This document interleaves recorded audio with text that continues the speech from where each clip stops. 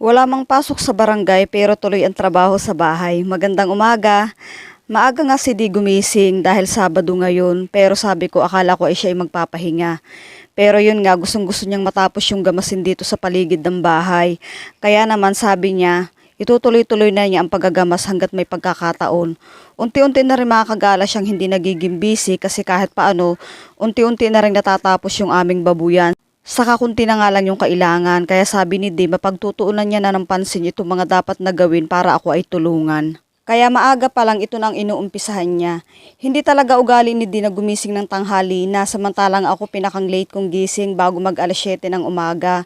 Pero siya alas 5 pa lang ng umaga ay mulat na ang mata. Minsan kahit pa sabihing late siya natutulog sa gabi pero talaga nakaugalian na niyang alas 5 siya ng umaga o gumising.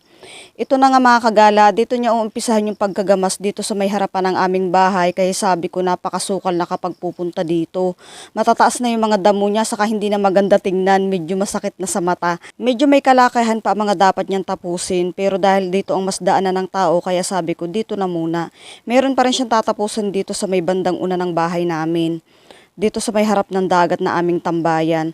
Maigi na nga lang mga kagala at maganda ulit ang panahon ngayon. Mahangin lang siya tapos kulimlim lang ang panahon kaya tamang-tama naman sa kanyang ginagawa. Makalipas ang isang oras para sa kanyang pag-grass cutter, ayan, kailangan niya magpalit ng tamsi kasi naputol na. Ganyan kasi mga kagala ang kalaban dyan kapag may ginagamasan ka medyo matigas yung damo, lalo't may mga puno-puno.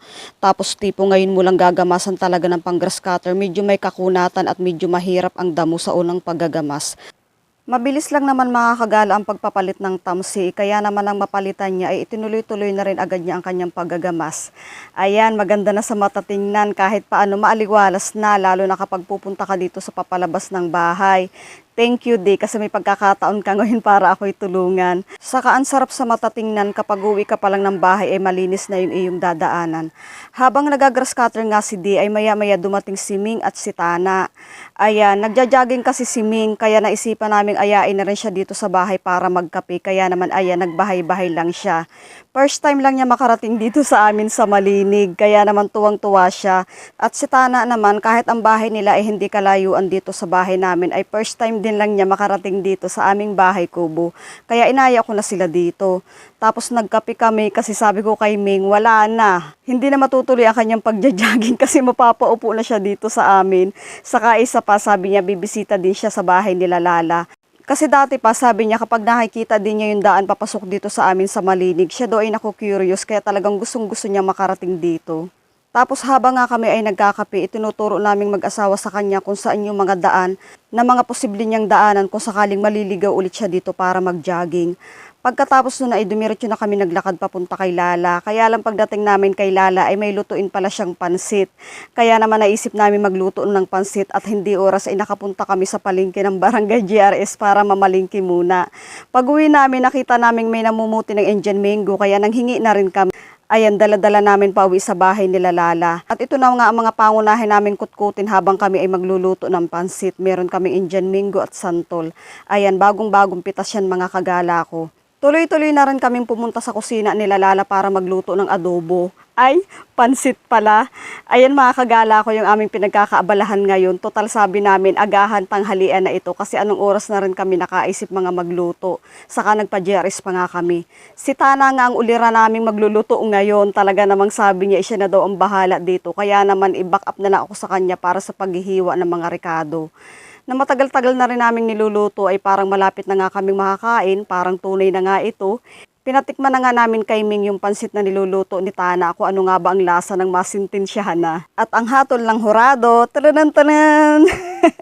Okay na naman daw ang lasa, kunting halo na lang para mas maging malasa pa ang mga pampalasa na inilagay niya at okay na. Ayun, pasok. Ito na nga naghahanda na rin kami nila Lala para sa paglalagay ng mga plato para doon sa aming pagkakainan. Nakakatuwa nga mga kagala kasi may bagong harvest sila ditong puso ng saging at dito nila kinuha sa mga puno na yan. Ang galing nasa tabi lang ng bahay. At ito na rin yung mga bunga niya, yung mga saging na saba, pinapahinog nila yan para gawing merienda. Ito na nga nung unti-unti na kami nakakapaglagay ng mga pangunahing kailangan namin dito sa lamisa, ang astig ng aming kainan. Napaka-presko. Hulaan nyo kung ano yan. Pero hindi pa talaga nalalaman na ng mga alaga yan, kaya naman siguradong malinis na malinis yan. Saka dito talaga namin napiling kumain kasi masarap talaga ang pwesto kapag mga ganito yung paligid. O 'di ba? Kain na tayo mga kagala. Thank you Lord. Nag-uumpisa na nga kaming kumain dito mga kagala ko. Kanya-kanya na kaming kuhaan ng pagkain. Kasi nga dito na din namin inilagay yung kawali na aming pinaglutuan. Dito kasi sa bukid kapag magkakasama kaming kumain, dapat cowboy ka. Walang arte-arte. Sabi nga kung anong nasa harap mo, kainin mo at magpasalamat tayo palagi. Kumakain na nga kami niya nang maisipan ni Tana na mamuti pa ng sili, kaya ayun siya. At pagkatapos din naman niyang mamuti, ayan, ini-enjoy na namin yung maanghang na pansit na aming kinakain. Ang sarap, saktong-sakto lang yung luto ni Tana. Thank you, Tana. Dahil nauna nga ako kay di magluo kanina, ay umalis pala. Ayon, ito na nga pagdating ko ng bahay, malawak na ang kanya na grass cutter. Yehey, nakakatuwa naman. Thank you talaga di. Ang linis-linis na, talaga nakalibre ako magtabas at maggamas. Kasi matagal na rin akong sige ang katatabas dito mga kagala, napakasakit na rin sa braso. Kaya humingi na ako ng rescue sa kanya. At ito nga may pinya siyang ipinakita sa akin at may nakuha daw siyang hinog na pinya. Nilinisan ko na rin agad yung mga ginaras cutter ni D kasi kung hindi mo yan makakagala wawalisin, bawat apak mo ay nadadala sa ilalim ng tsinelas kapag ikaw ay naglalakad kaya nadadala pa pauwi ng bahay yung mga dumi. Ang kalat din mayat maya ka din magwawalis kaya nililinis ko na. Isa pa ay sobrang kapal lang kanyang mga natabas kaya linisin talaga at ayan na yung resulta ng aking nalinisan. Dito rin sa may papuntang Babuyan, bagya din natabasan, hindi nga lang ganun natapos dahil wala na siyang gasolina. Kaya sakto lang yung nagawa niya tapos yung dito sa may likod ng aming CR. Pagkatapos kong magwalis, ayan pahipahinga lang ng kaunti habang pinagmamasdan yung paligid ng bahay namin. Ang sarap mga kagala sa pakiramdam kapag may ganyang katuwang ka sa buhay para maglinis. Isasama ko na rin mga kagala itong kinagabihan. Nako, inabot pa kami ng pangangapit bahay. Pumunta nga kami mga kagala dito sa bahay nila Tana kasi nag-invite siya. Sabi niya magkakatay nga daw kami ng native na chicken. Kaya naman habang wala yung abing mga ibang kasamang naaya namin, hindi namin alam kung makakapunta. Ituloy-tuloy na lang namin yung aming pagluluto. Meron din kaming mga pinya dito. At tulad ng dati, si Tana ulit ang ulirang magluluto. Napakasarap din talaga mga kagala at laging panalo ang nilutong native na chicken na adobo sa gata. Ang bango kung naaamoy nyo lang. At ayun, dito na nagtatapos ang aming luto-lutuan at matatapos sa pagpapahinga ng pangangain ng ice candy habang maya-maya kumain na din kami ng dinner. Hanggang dito na lang mga kagala, maraming salamat sa inyong panonood.